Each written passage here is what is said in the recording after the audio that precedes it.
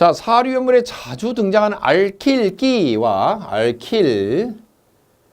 알칸에서 메탄, 에탄 이런 것에서 수소 하나씩이 부족한 거죠. 그리고 벤젠을 치환한 거, 수소 대신 다른 것을 갖다 붙인 거, 위치 교환한 거, 이거 치환이라고 그럽니다. 먼저 CH3, 그러면 분자가 못 되고요. 가지를 뻗은 상태로 누군가 걸려들기 기다리는 거죠. 자기를 채워질 관능기를 기다리는 것입니다. 메탄, CH4에서 수소 한 개를 제거한 상태입니다. 뒤에 OH가 붙으면은 메틸 알코올 그렇게 되고요.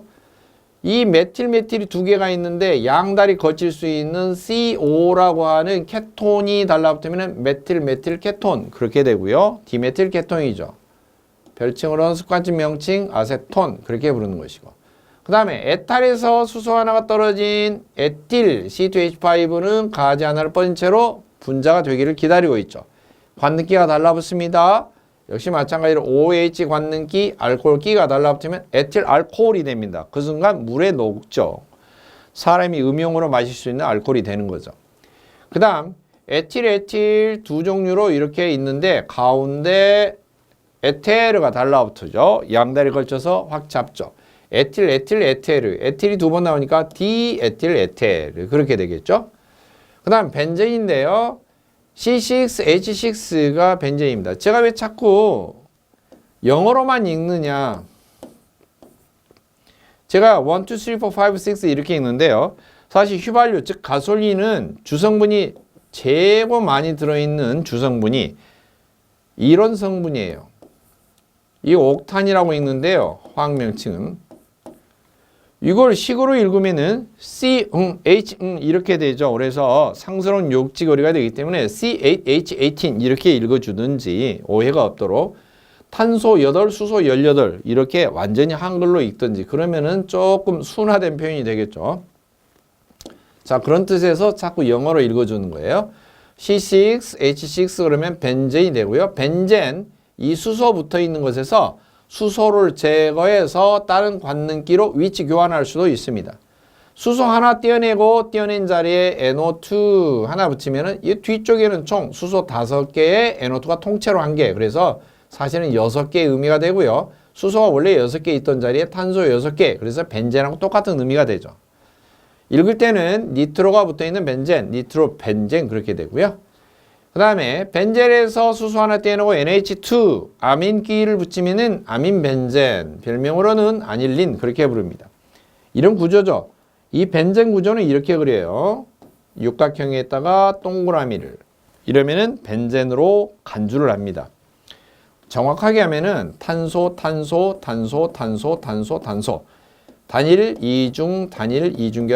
이중결합하고 수소가 이처럼 6개가 붙어 있어야 돼요. 탄소 하나하나의 입장으로 오면은 가지를 좀 전에 설명드릴 때 4개씩 뻗어야 된다고 그랬죠? 이처럼 다 보면 4개씩 뻗고요. 수소는 가지가 하나씩 뻗어 있어서 메탄이나 에탄 만들 때처럼 가지 개수가 똑같아요. 그런데 이렇게 복잡하게 벤젠을 그린 게 아니고 육각형 모양만 추출을 하고 가운데는 고리 모양으로 쭉 순환되면서 뺑 둘러서 붙어 있다. 이렇게 표시를 합니다. 그리고 수소는 다 생략하고요. 특별히 생략되어 있지만 수소는 이미 있는 거죠. 그리고 어느 하나로 수소를 떼내고 여기에 뭔가 관능기가 새로운 게 붙었다. 치환이 됐다. 예를 들면은 니트로기가 붙었다. 또는 아민기가 붙었다. 그러면은 붙은 관능기만 이처럼 따로 표기를 합니다. 이것을 습관적으로 사용을 하고 실질적으로 구조식을 나중에 그려봐라. 실기시험 문제 나올 때도 이렇게 표시해서 그리면 정답으로 처리가 됩니다. 자, 이것을 그림으로 나타내서 본 것입니다.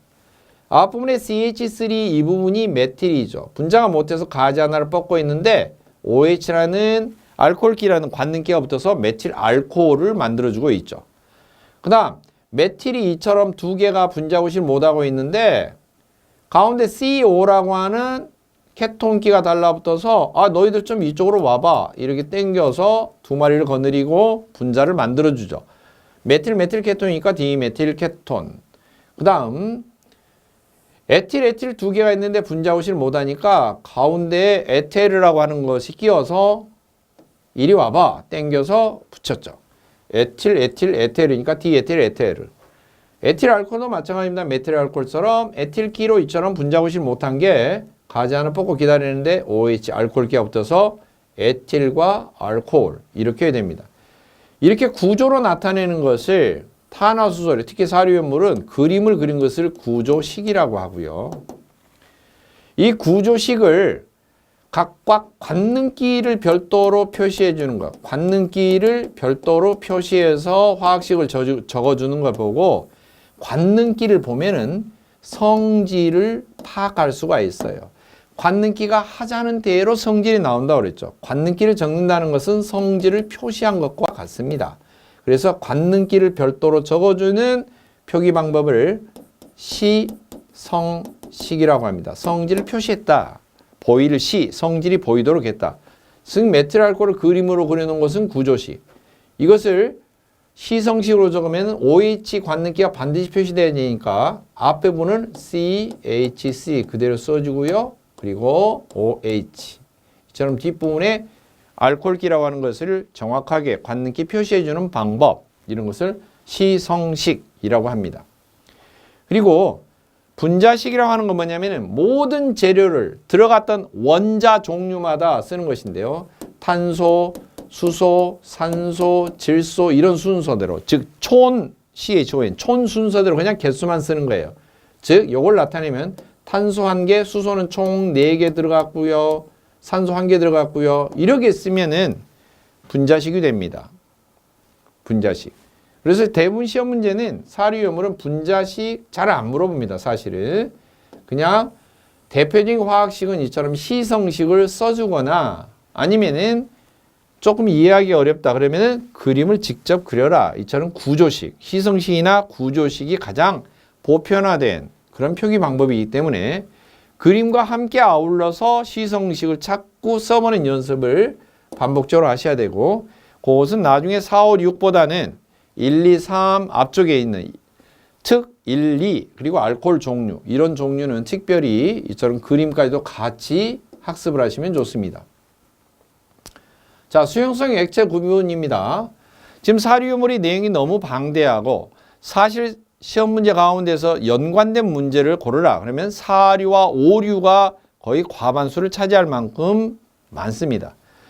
1류부터 6류까지 분배가 되어 있지만 1류가 10문제, 2류가 10문제, 6류가 10문제 이런 식으로 나올 수가 없어요. 6류 같은 경우는 대표적으로 물질이 3가지밖에 되지 않기 때문에 물론 할로겐과 화합물까지 해도 낼 수 있는 게 4가지 정도밖에 되지 않아요. 그러나 이처럼 수십 종류씩 되고 오류도 마찬가지로 수십 종류씩 되는 이런 것들은 워낙 품목 자체도 많고 하기 때문에 낼 수 있는 것도 문제가 무궁무진하죠. 그리고 현장에서도 가장 많이 사용하고요. 따라서 가장 학습을 철저히 해야 되는 부분이고 2차 실기 시험 때도 역시 마찬가지로 출제 비율이 높은 것에 속한다. 이렇게 볼 수가 있습니다. 사료유물의 수용성 액체 구분은 원래는 크게 3가지로서 이렇게 하는데요. 첫째, 지정 수량을 구분할 때의 수용성. 두 번째, 화재 발생할 때 구분하는 수용성. 세 번째로는 유분리장치. 사료유물을 저장하는 저장소에서 유분리장치를 설치하라 이렇게 되어 있는데 원래 기름을 저장하는 장소에서는 기름이 누출되거나 그러면은 바닥에 고이죠. 따라서 그냥 그 자리에 고이지 않도록 약한 경사로를 둬서 한쪽으로 모이도록 합니다. 한쪽으로 모이면은 그 중에서도 기름 성분만 걸러내고 또 제거하기 좋도록 하기 위해서 기름을 걸러주는, 분리를 해주는 유분리 장치를 설치하도록 되어 있는데 그때의 수용성이라고 하는 의미, 이것은 좀 다릅니다.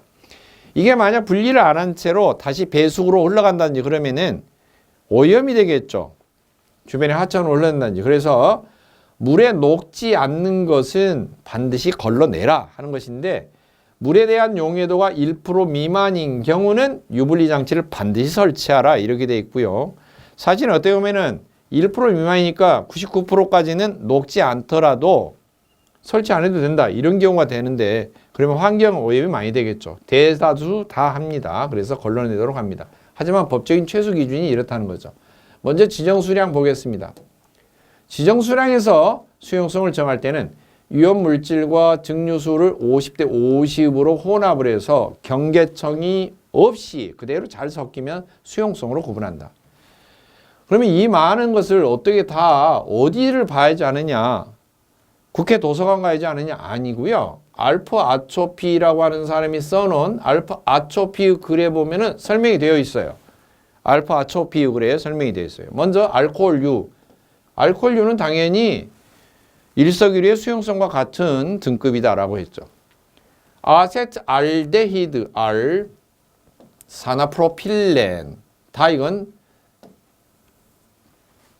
특수 이나물에 속합니다. 그 다음 아세톤, 초산 아세트산이라고도 합니다. 피리딘, 의산은 한자로 의가 개미의, 그래서 개미 똥구멍에서 나오는 새콤한 산인데요. 이게 개미산이라고도 하고요. 예, 폼만 잡고 있는 포름산입니다. 그리고 글리세린, 에틸렌 글리콜, 셀로솔브. 셀로솔브는 금속재나 유리 같은 청결제, 닦는 세척제로 쓰이는 것이 셀로솔브입니다. 이런 종류가 지정수량 정할 때 수용성에 포함되어 있는 비교적 이런 종류이고요. 그 다음 화재 발생 시 수용성 액체는 이 지정수량 정할 때의 수용성과 조금 다른데 더 확대가 되어 있어요. 내알코올포를 반드시 사용해야 되고요. 이유는 일반 거품을 뿌려놓으면 거품이 사라집니다. 수용성 성질 때문에 그 물기가 거품의 알맹이를 쏙 빼서 녹여버리기 때문에 거품 자체가 사라집니다. 소포성이라고 그러죠. 어디에 보면 있을까? 알프 아초피 글에 설명이 되어 있는데 뭐라고 설명이 되어 있냐? 자세히 보니까 케테르아라고 써져 있더라는 거죠. 알코올류, 아세트, 알데히드, 산화프로필렌, 아세톤, 초산, 피리딘, 의산, 글리세린, 에틸렌 글리콜, 셀로솔브는 기본이고 케톤 종류. 자, 관능기 명칭 등장하죠. 케톤기가 들어있는 거. 그리고 에스테르가 붙어있는 의산 에스테르, 조산 에스테르, 에스테르가 붙어있는. 그 다음에 에테르가 붙어있는, 디에틸, 에테르가 붙어있는, 또 아닐린으로 되어 있는, 아민기가 붙어있는 이런 종류는 케테르아니까 아민기가 붙어있는 아닐린. 이런 종류는 화재 발생할 때 내알코올포를 사용하라 이렇게 되어 있습니다. 자, 그리고 중간에 나온 피리딘이라고 하는 게 있는데요. 피리딘은 원래 벤젠 구조가 탄소가 6개였죠. 단일, 이중, 단일, 이중, 단일, 이중. 그리고 이렇게 수소가 6개가 붙어 있는 이유는 탄소를 중심으로 반드시 탄소는 가지를 하나, 둘, 셋, 4개씩 뻗는 거죠. 사족이기 때문에 원소 주기율표에서 1, 2, 3, 4, 5, 6, 7 그리고 8족인데 4족 4분단에 앉아있는 것이 탄소와 규소입니다. 최외곽 전자의 숫자에 따라서 분단을 나누는데 최외곽 바깥쪽에 가장 바깥쪽에 돌고 있는 전자가 꼭 팔각형 모양이 갖춰져야지 분자가 됩니다. 그래서 4개까지 채워져 있는 4분단에 있는 것들은 어떻게든 간에 4개를 더 얻으려고 합니다. 그런데 뺏는 방법도 있고 뺏기는 방법도 있는데 가운데 있는 것들은 힘이 중간이에요. 오른쪽에 갈수록 힘이 세서 뺏는 방법들을 쓰고요. 왼쪽에 있는 것일수록 뺏기는 털리는 방법을 쓴다 그랬죠. 가운데 있는 것들은 뺏고 뺏기고 하는 것보다는 공동 소유하기를 원합니다. 법적으로 공동 명의를 하기를 원하죠. 상대방이 하나 원하면 나도 그만큼 하나 내놓는 거죠. 그래서 2개를 같이 공동 등기로 하는 것입니다. 그래서 4개를 뻗는다는 거예요. 그렇다면 이 부분을 제하고 나서 통째로 없애고 누군가 가지를 3개만 뻗으면 되는 것, 그런 물질이 오면 되겠다. 그게 뭐가 있냐면은 오조개가 있어요. 오조개 질소와 인, 오질인 그렇게 외우는데요. 오질인, 질소인 가운데서 질소, 이 질소가 오면은 5개까지는 채워져 있기 때문에 뭔가 3개만 더 채우면 되죠. 왜? 그러면 팔각형이 되지 않습니까? 그래서 3개 부족한 것을 자기가 부족한 만큼 밖에 똑같이 내놓고 누군가 와서 공동 소유를 하도록 기다리는 거죠. 이걸 통째로 없애고 나서 이렇게 통째로 없애고 이 자리에 질소를 끼워 넣은 벤젠. 좀 특이한 구조이죠. 이 가운데가 축이 하나 떨어지는 것이니까 이런 구조를 피리딘 그렇게 말합니다. 그러면 이것은 피리딘은 구조이고요. 피리딘을 식을 쓴다면은 하나, 둘, 셋, 넷, 다섯, 탄소가 5개가 되고요.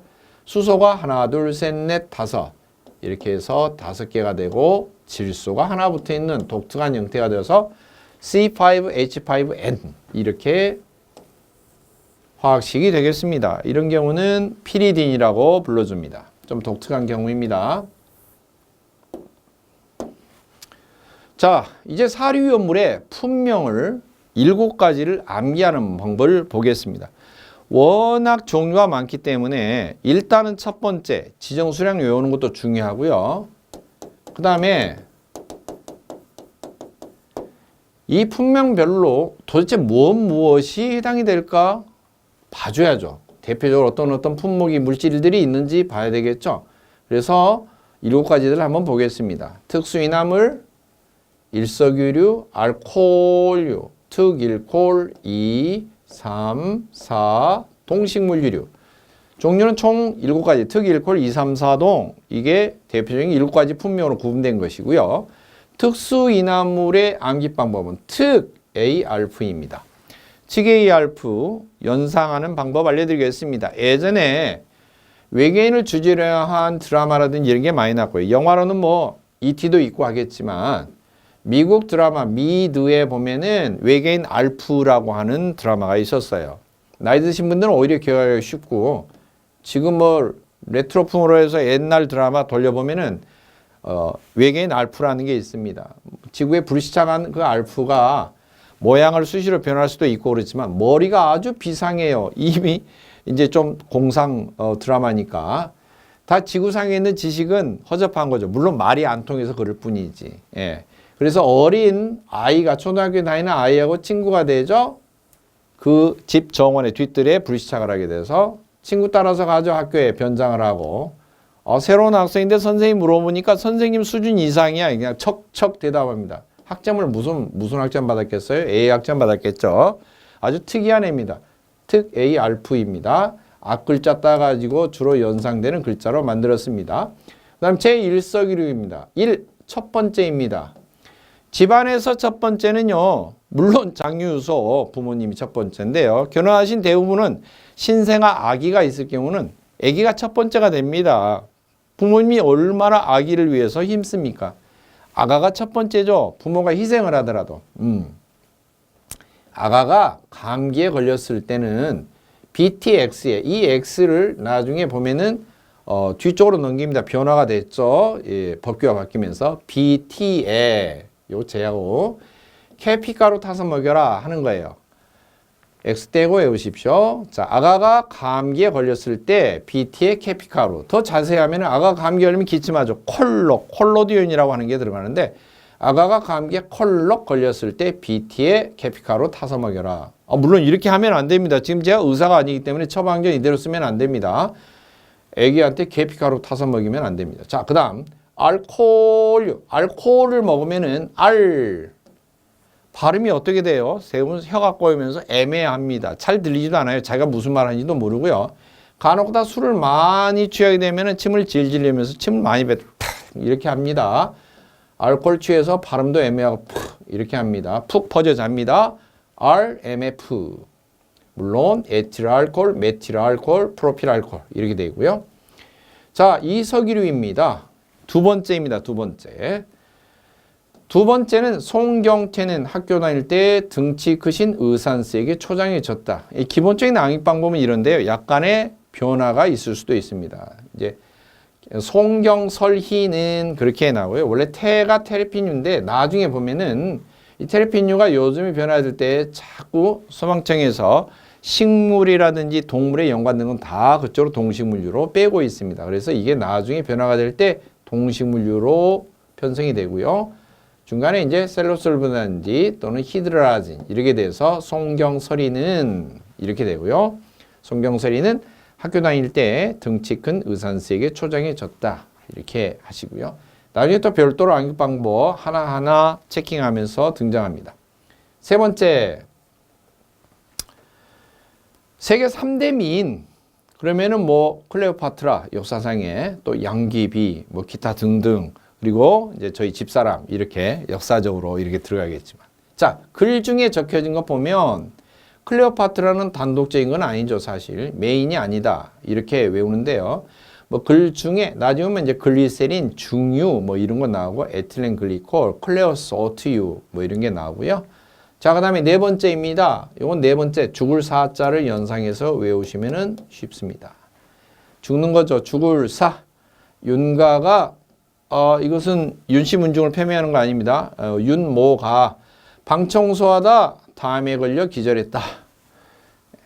윤활유, 가소제 뭐 이런 거 있습니다. 방청류, 담금질유, 뭐 기계유, 절연유 이런 것 등등이 있고요. 그 다음에 동식물유는 동물의 지육, 동물의 살덩어리 또는 식물의 과육, 종자, 씨앗 이런 데서 짜낸 기름들을 전부 다 동식물유 이렇게 말합니다. 그런 종류인데요. 크게 세 가지로 구분합니다. 건성류, 마르는 건조되는 성질이 있는 거, 그 다음에 반쯤 성질이 있는 거, 잘 상온에서 건성이 되지 않는, 마르지 않는 불건성류 이렇게 세 가지로 나누고요. 건성류 종류는 어떻게 하느냐? 건달 성질이 있는 해동정 아들은 태어날 때 혈압이 130 이상이었다. 훅 하는 성질이 있다는 거죠. 아이 어린아이가 130이면 큰일 나죠. 두 번째, 반건성류는 고려시대에 우리나라를 쳐들어왔던 중국에서는 반건성에 갇힌 채 고려 군사들이 포위돼서 겨울을 맞게 됐는데 오돌오돌 떨면서 굶어 죽게 생겼어요. 고향 생각이 많이 나겠죠. 반건성에 갇혀있는 개들이 체면 유지하려면 청나라 참콩옥쌀을 먹어야 되는데 그게 힘들겠죠. 다음 불건성류는 종류가 예전에 많았는데 위험물법이 따로 독립이 되면서 대표적으로 네 가지가 지금 설정이 되어 있습니다. 올피아 땅, 그래서 올리브유, 피마자유, 야자유, 땅콩기름 이렇게 네 가지가 등장이 되어 있습니다. 자, 하나하나씩 살펴보겠습니다. 특수이남을 특이한 것은 뭐예요? A 약점 맞는 알프, 외계인 알프죠. 특 A 알프. 이게 뭐냐면 애가 에테르예요. 에테르. 에테르는 양쪽에 거느려야 되는데 에틸, 에틸, 에테르. 디에틸, 에테르죠. 그 다음에 이 황화탄소 알데히드가 붙어 있는 거. 아세트 알데히드. 그 다음에 프로필렌, 산화 프로필렌. 이 네 가지가 가장 기본입니다. 가장 많이 등장하는. 물론 이것 이외에도 실적인 자료를 보면은 많아요. 십수종이 되고 많은 종류가 있는데 그러나 가장 빈번하게 등장하는 건 네 가지가 있습니다. 그 다음 두 번째, 일석이류입니다. 지금 특수이남을 일석이류, 이석이류 이렇게 계속 구분하는 이유는 주로 인화점이 기준이다 그랬죠. 불이 붙을 수 있는 최저 온도, 어떻게 보면 그게 기준이 되기 때문에 특수이나물 쪽으로 갈수록 증발이 활발하게 되면서 저온인데도 불이 붙기가 쉬운 것, 그만큼 위험한 거죠. 자, 일석이류 첫째입니다. 아가가 감기에 걸리면 BT에 캐피가루 타서 드시오. 맥이라는 거죠. 자, 앞에 지금 빨간 글자로 표시된 것을 염두에 두어서 연상을 해서 보시면 됩니다. 아세톤과 가솔린입니다. 그리고 BT, B가 뭐냐면 벤젠 톨루엔의 벤젠, 벤 이렇게 나오죠. ZEN이 톨루엔, 톨루엔. 그러면 BT 이렇게 되죠. 그 다음에 에스테르 종류, 케톤, 피리딘. 그 다음에 시아나수소. 중간에 나오는 에스테르는 뭐가 있냐? 의산 에스테르, 초산 에스테르 이렇게 있고요. 그 다음에 이제 케톤은 또 뭐가 있을까? 케톤은 메틸에틸 케톤, 디메틸 케톤. 디메틸 케톤이 이제 앞에 나왔던 아세톤입니다. 그러면 아세톤 이외에도 메틸에틸 케톤. 이 케톤은 양쪽으로 이렇게 붙이면 여기가 이렇게 디메틸 케톤 할 수도 있고요. 한쪽은 메틸이 오고 한쪽은 이처럼 에틸이 올 수도 있어요. C2H5 에틸이죠. 그러면 메틸 에틸 케톤 이렇게 읽을 수가 있습니다. 그다음 세 번째 알코올류입니다. 알코올을 많이 마시고 혓바닥에 꼬였습니다. 애매한 발음에 예, 나중에 푹 퍼집니다. 에틸알코올, 메틸알코올, 프로필알코올. 에틸은 C2H5 해서 가지 하나 뻗은 게 되고요. 물론 알코올이 붙어야죠. OH가. 메틸은 CH3에 OH 알코올기가 붙은 거고요. 프로필은 프로판에서 수소 하나를 떼내니까 8에서 하나 떼내니까 7이 되겠죠. C3H7 그리고 알코올이 하나 붙은 거죠. 이처럼 프로필 알코올, 에틸, 메틸, 프로필에 OH 알코올기가 붙어 있습니다. 그다음 이석유류 종류입니다. 일단 이렇게 종류를 외우는 경우는 시험 문제 형태가 지정 수량 직접 물어볼 수도 있고요. 다음 보기 중에 인화점이 가장 낮은 종류는 이것저것 섞어놨어요. 그러면은 얼른 어느 품명에 속하는지를 봐야 돼요. 특수 쪽으로 갈수록 인화점이 낮은 온도가 되는 거예요. 이것저것 섞어져 있어도. 그러면 종류 중에서 얼른 추려내야죠. 1번은 어디에 속하고 2번은 어디에 속하고 이런 식으로 문제를 접근해야지. 1번의 인화점은 몇 도고 2번의 인화점은 몇 도고 이것을 수식적으로 인화점을 어떻게 다 외웁니까? 그것보다는 이건 일석유류 그룹에 속한다. 이건 이석유류 그룹에 속한다. 이렇게 하시는 게 좋습니다. 그렇게 접근하는 게 좋아요. 왜냐하면 각각 다른 석유류의 종류를 섞어서 혼합해 놓고 보기 중에서 제시를 하기 때문에. 이석유류입니다. 원래는 양기법의 송경설이는 그렇게 나왔는데 송근류는 소나무 뿌리에서 나온 거기 때문에 식물에서 나온다고 해서 나중에 지금 삭제가 되어 있는 상태라 먼저 테레핀류 등장했던 것은 동식물류로 이미 편입이 되어서 분류가 됐고요. 그 다음에 장뇌를 가공한 장뇌유, 그 다음에 소나무 뿌리근이죠. 송근류 이런 종류도 점차적으로 동식물류로 분류될 가능성이 있습니다. 그래서 아예 송을 뺐습니다. 경설희는 클 때 등치 크신 의산스에게 초장이 졌다. 초장이 졌다니까 짱이 안 된 거죠. 그러니까 2등밖에 안 되는 거죠. 그래서 이석유류입니다. 경유설이는 셀로설브, 히드라진, 클로로벤젠 그럴 때 등치, 등유, 크신, 크실렌, 자일렌이라고도 합니다. 그 다음에 의산스에게 스틸렌, 초장이 졌다. 초산과 장내유인데 장내유는 종전에 포함되어 있던 것이라 이제 이게 동식물류로 넘어갈 수가 있습니다. 그래서 이것이 삭제될 수가 있는 거죠. 삼석유류입니다. 세 번째입니다. 제가 세계 3대 미인 중에 클레오파트라, 양귀비 그리고 저희 집사람이 이렇게 들어간다고 그랬는데 세 번째 글 중에 클레오파트라는 메인이 아니다. 자, 글리세린 중유에 에틸렌 글리콜, 클레오소트유, 클레오소트유가 타르유라고도 합니다. 그다음에 메타크레졸, 아닐린, 니트로벤젠. 일단 한글로 된 이름을 화학식 대신에 일단 한글로 된 것을 익숙하게 반복해서 암기방법과 연관지어서 외우시면 좋겠습니다. 6번 제4석유류 죽을 윤가가 방청소하다 담에 걸려 기절해서 돌아가셨다는 거예요. 윤, 가소제, 방청류, 담금질류, 기어유, 절연유, 절상류, 절절. 그 다음에 7번째 동식물유류 세 가지로 크게 테두리를 나눕니다. 건조되는 성질이 있는 것과 아예 건조가 되지 않는 그리고 가운데 걸쳐져 있는 것 이렇게 돼 있고요. 건성류는 건달 성질이 있는 해동정 아들은 태어날 때 혈압이 130 이상. 제가 강조를 했던 이유는 혈압이 아니고 이제 나중에 요드 값이라고 하는데요. 기름은 탄소 되어서 수소가 이렇게 빽빽하게 붙어 있는 것을 만땅으로 붙어 있는 수소를 포화 상태다. 그렇게 말하고 포화탄화수소 그렇게 말합니다. 그런데 간혹 가다 보면은 탄소가 이렇게 있고요. 수소는 2개씩만 주면서 4개 가지를 뻗어라 그러면 탄소끼리 어쩔 수 없이 십시일반 이렇게 가지를 2개를 뻗어요. 자기들끼리. 그러면은 원래 풍부하게 수소를 다 거느렸다가 이러게 되면 좀 빈곤하게 되죠. 이런 경우는 수소가 포화 상태로 안 붙어 있다고 해서 불포화 탄화수소라고 합니다. 나중에는 그런 데는 요드를 첨가를 시키면은 이게 쫙 펼쳐지면서 부족한 자리에 요드가 첨가가 될 수가 있는데요.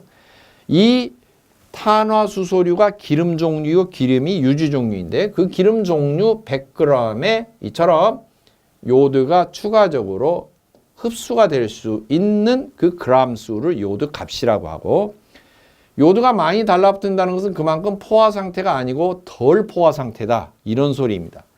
이런 덜 포화된 상태는 피막이 생기면서 공기 중에 있는 산소하고도 빨아들이면서 그 덜 채워진 자리를 막 산소가 채워지면서 산화가 돼서 산패, 부패가 되기 쉽고요. 기름이 겉면이 겉기름, 굿기름이 형성이 되면서 피막이 생길 수가 있어요. 그걸 보고 건조가 된다, 그렇게 이야기하는데, 그런 성질을 건성류라고 합니다. 따라서 불건성류로 내려가면 점점 포화 상태가 되는 것이고요. 즉 수소가 만땅으로 붙어 있는 상태가 되고, 거꾸로 올라가면 수소가 덜 붙어 있는 상태가 됩니다.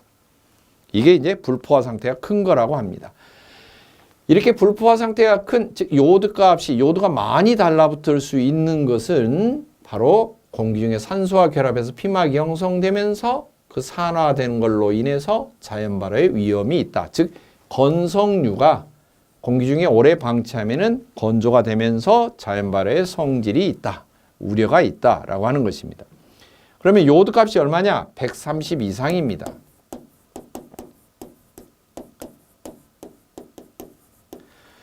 불건성류는 뭐냐? 100 이하입니다.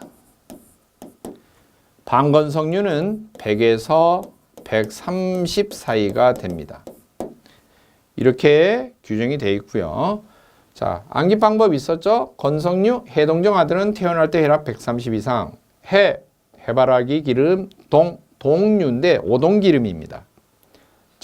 정어리 기름이고요. 아마인류, 들기름, 테레핀류, 송정류라고도 합니다. 테레핀류는.